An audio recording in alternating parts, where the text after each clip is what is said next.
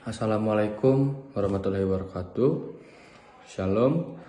Sebelumnya kami mengucapkan terima kasih kepada Ibu Eka Yulianti selaku dosen pengampu dari mata kuliah analisis laporan keuangan yang sudah berkenan melihat hasil kerja dari kelompok 5. Izinkan saya untuk memperkenalkan anggota dari kelompok 5, yaitu ada Haifa Arfiani Nazira, lalu ada Afrila Aulianisa Sukruf, lalu ada Muhammad Rizky Simatila Firdaus, ada Astri Halisan Sani, lalu ada Ilman Abdul Hafiz, dan Elsa Septiani.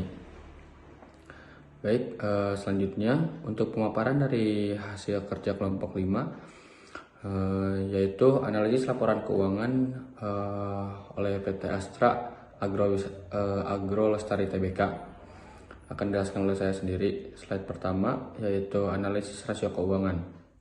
Analisis rasio keuangan adalah alat untuk mengukur kinerja perusahaan berdasarkan data perbandingan yang ditulis dalam laporan keuangan seperti laporan neraca, laba rugi, dan arus kas dalam satu periode tertentu.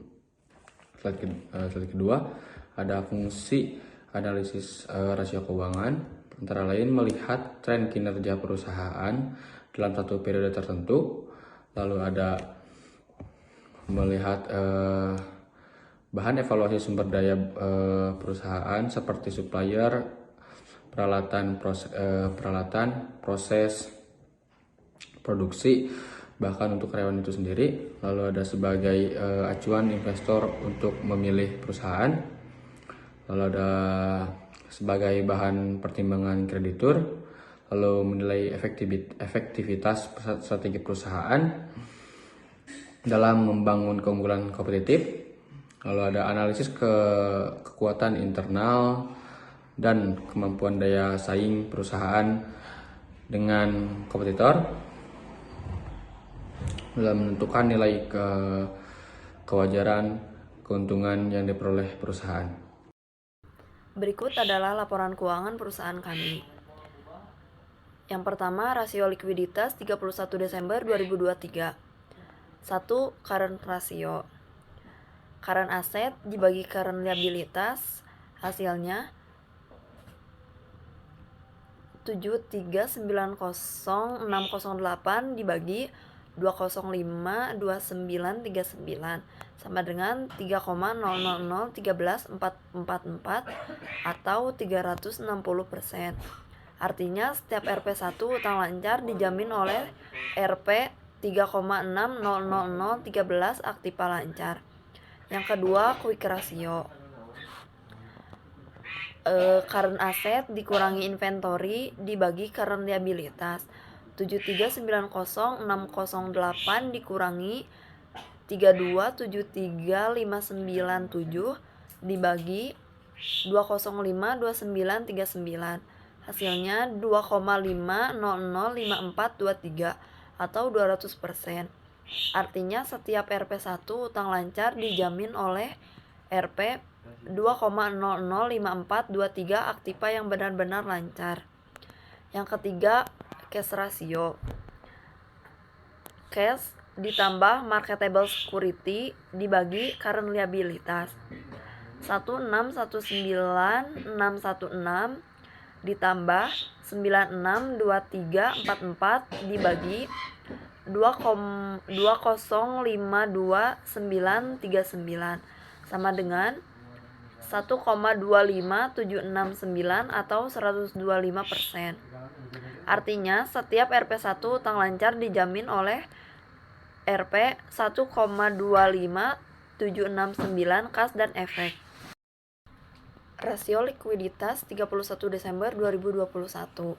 Yang pertama, current ratio.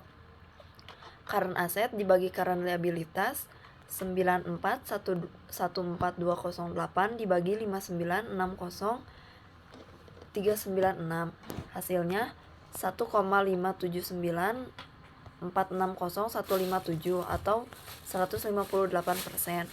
Artinya setiap RP1 utang lancar dijamin oleh RP 1,57946 aktiva lancar.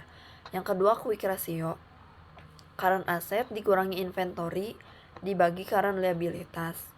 941208 dikurangi 30233478 dibagi 5960396. Hasilnya 1,072199 atau 107%. Artinya setiap RP 1 utang lancar dijamin oleh RP 1,072199 aktiva yang benar-benar lancar. Yang ketiga, cash ratio. Cash ditambah marketable security dibagi current liabilitas. 38960022 ditambah 962344 dibagi 5960394. Hasilnya 0,815108 atau 81%. Artinya setiap RP1 utang lancar dijamin oleh RP 0,815108 kas dan efek. Untuk menjelaskan rasio solvabilitas, pada tahun 2021, total debt to asset dengan rumus total hutang dibagi total aktiva dikali 100%, aset perusahaan dibelanjai oleh hutang sebesar 30,35% setiap Rp1 total aktiva menjamin 0,3035 rupiah total hutang. Pada tahun 2022, total debt to asset, aset perusahaan dibelanjai oleh hutang sebesar 24% setiap Rp1 total aktiva menjamin 0,2395 rupiah total utang. Oke, selanjutnya ada total debt to equity ratio dengan rumus total hutang dibagi modal dikali 100%. Perusahaan mempunyai sumber dana sebesar 43,59% antara hutang dan modal. Pada tahun 2022, perusahaan mempunyai sumber dana sebesar 31% antara hutang dan modal. Selanjutnya ada time interest earning ratio dengan rumus EBIT dibagi beban bunga. Keuntungan perusahaan hanya bisa menutupi beban bunga sebanyak 1 kali pada tahun 2021. Pada tahun 2022, keuntungan perusahaan hanya bisa menutupi beban bunga kurang dari 1 kali, yaitu 0,6782 kali. Selanjutnya ada long term debt to equity ratio dengan rumus hutang jangka panjang dibagi modal. Modal perusahaan dibelanjai oleh hutang jangka panjang sebesar 15,43% pada tahun 2021. Pada tahun 2022, modal perusahaan dibelanjai oleh hutang jangka panjang sebesar 22,26%. Baik, selanjutnya ada rasio aktivitas. Pada tahun 2021, total asset turnover dengan rumus penjualan dibagi total aktiva, perputaran aktiva selama setahun berputar sebanyak 0,800 kali pada tahun 2021. Pada tahun 2022, perputaran aktiva selama setahun berputar 0,7462 kali. Selanjutnya ada receivable turnover dengan rumus penjualan kredit dibagi rata-rata piutang. Pengumpulan piutang selama setahun berputar sebanyak 41,6318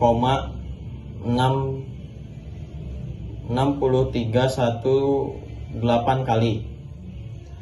Pada tahun 2022, pengumpulan piutang selama setahun berputar sebanyak 24 kali.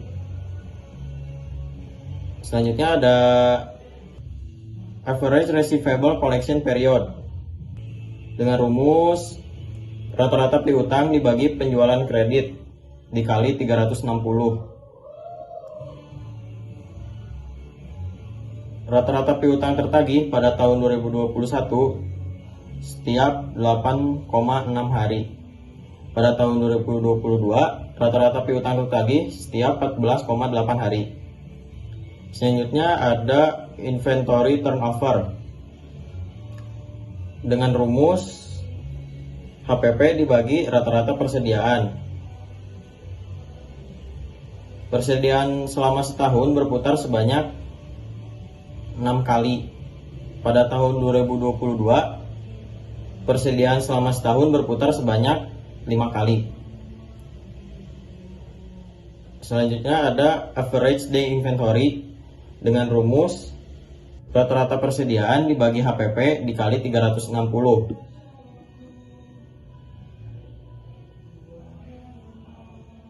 Persediaan bahan baku disimpan di gudang selama 55,8 hari sebelum dijual. Pada tahun 2022, persediaan bahan baku disimpan di gudang selama 65,4 hari sebelum dijual. Selanjutnya ada working capital turnover dengan rumus penjualan dibagi aktiva lancar dikurangi utang lancar. Pada tahun 2021, modal kerja berputar sebanyak 7 kali selama setahun. Pada tahun 2022, modal kerja berputar sebanyak 4 kali selama setahun. Selanjutnya ada fixed asset turnover dengan rumus penjualan dibagi aset tetap. Pada tahun 2021, aktiva tetap berputar selama setahun sebanyak 2,651 kali. Pada tahun 2022, aktiva tetap berputar selama setahun sebanyak 2 kali. Baik, selanjutnya ada rasio profitabilitas. Yang pertama ada gross profit margin dengan rumus laba kotor dibagi penjualan dikali 100%. Pada tahun 2021, setiap Rp1 penjualan menghasilkan keuntungan sebesar 0,1985 rupiah. Pada tahun 2022, setiap Rp1 penjualan menghasilkan keuntungan kotor sebesar 0,1750 rupiah. Selanjutnya ada operating profit margin dengan rumus EBIT dibagi penjualan dikali 100%. Pada tahun 2021, setiap Rp1 penjualan menghasilkan 0,019 rupiah laba sebelum bunga dan pajak. Pada tahun 2022, setiap Rp1 penjualan menghasilkan 0,011 rupiah laba sebelum bunga dan pajak. Selanjutnya ada net profit margin dengan rumus earning after tax dibagi penjualan kali 100%. Pada tahun 2021, setiap Rp1 penjualan menghasilkan 0,015 setelah pajak, laba setelah pajak. Pada tahun 2022, setiap Rp1 penjualan menghasilkan 0,0088 rupiah laba setelah pajak. Selanjutnya ada ROA dengan rumus EBIT dibagi total aktiva dikali 100%. Pada tahun 2021, setiap Rp1 total aktiva yang dioperasionalkan diperoleh laba usaha sebesar 0,015 rupiah. Pada tahun 2022, setiap Rp1 total aktiva yang dioperasionalkan diperoleh laba usaha sebesar 0,0084 rupiah. Selanjutnya ada ROI dengan rumus earning after tax dibagi total aktiva dikali 100%. Pada tahun 2021, setiap Rp1 total aktiva atau investasi yang dilakukan diperoleh laba besi sebesar 0,012 rupiah. Pada tahun 2022, setiap Rp1 total aktiva atau investasi yang dilakukan diperoleh laba bersih sebesar 0,0066 rupiah. Selanjutnya ada ROE dengan rumus earning after tax dibagi modal dikali 100%. Pada tahun 2021, setiap Rp1 modal sendiri yang digunakan diperoleh laba bersih sebesar 0,18 rupiah. Pada tahun 2022, setiap Rp1 modal sendiri yang digunakan diperoleh laba bersih sebesar 0,0087 rupiah. Selanjutnya neraca common size pada bagian aset. Kas mengalami peningkatan pada tahun 2021 1,28%, lalu pada 2022 menjadi 5,54%. Piutang usaha pihak ketiga mengalami peningkatan dari 0,78% menjadi 1,66%. Piutang usaha pihak berelasi mengalami peningkatan juga dari 0,73% menjadi 1,24%. Piutang lainnya pihak ketiga mengalami penurunan dari 0,41% menjadi 0,14%. Piutang lainnya pihak berelasi mengalami penurunan dari 0,4% menjadi 0,2%. Piutang lainnya mengalami peningkatan dari 9,94% menjadi 11,19%. Lalu ada aset biologis lancar mengalami penurunan dari 0,96% menjadi 0,41%. Uang muka lancar lainnya mengalami penurunan dari 0,27% menjadi 0,23%. Aset biologis lancar mengalami penurunan dari 0,96% menjadi 0,41%. Piutang tidak lancar lainnya, pihak berelasi mengalami penurunan dari 1,38% menjadi 0,75%. Investasi pada entitas pertura bersama mengalami peningkatan dari 0,9% menjadi 1,87%. Aset pajak tangguhan mengalami penurunan dari 2,6% menjadi 1,88%. Tanaman perkebunan menghasilkan mengalami peningkatan dari 18,9% menjadi 19,40%. Lalu selanjutnya pada bagian liabilitas dan ekuitas, utang usaha pihak ketiga mengalami peningkatan dari 2,98% menjadi 3,97%. Utang usaha pihak berelasi mengalami penurunan dari 0,39% menjadi 0,21%. Uang muka pelanggan jangka pendek pihak ketiga mengalami penurunan dari 1,21% menjadi 0,69%.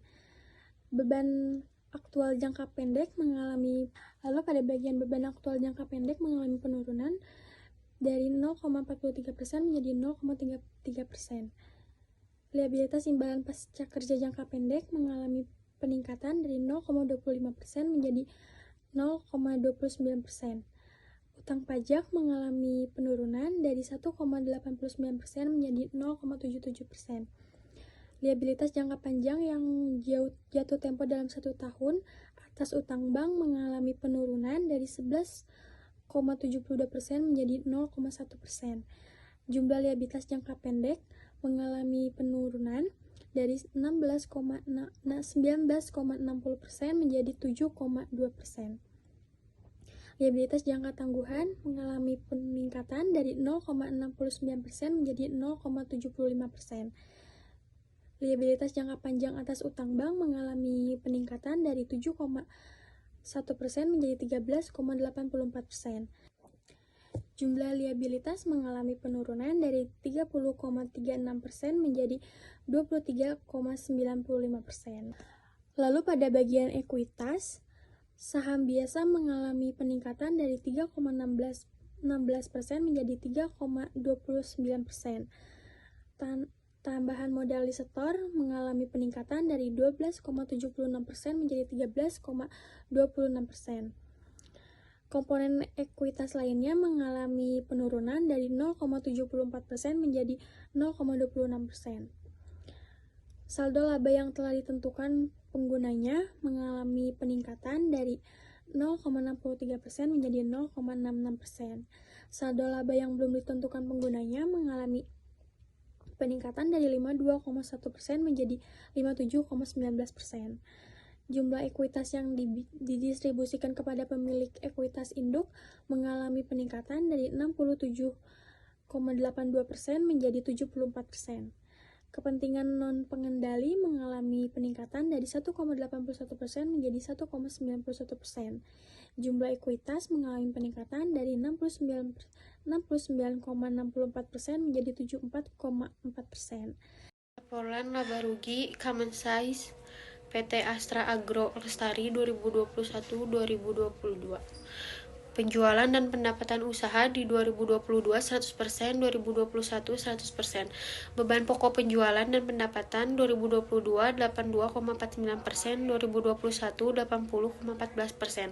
Jumlah laba bruto 2022 17,51%, 2021 19,86%. Beban penjualan 2022 2,65%, 2021 1,73%. Beban umum dan administrasi 2022 4,4%, 2021 4,3%.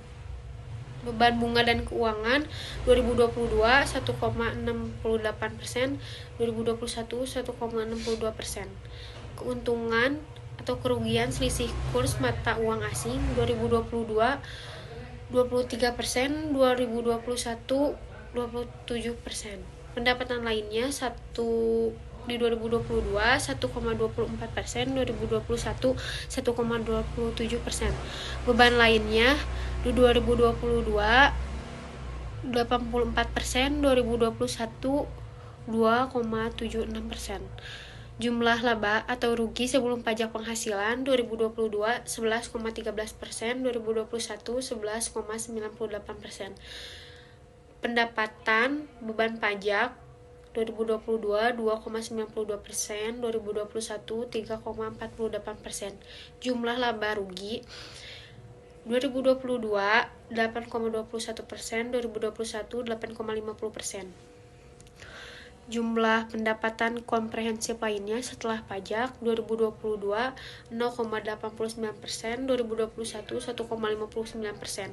Jumlah laba rugi komprehensif 2022 9,10%, 2021 10,9%. Selanjutnya ada angka indeks pada PT Astra Agro Lestari Tbk. Yang pertama, aset lancar pada tahun 2022 240,55%,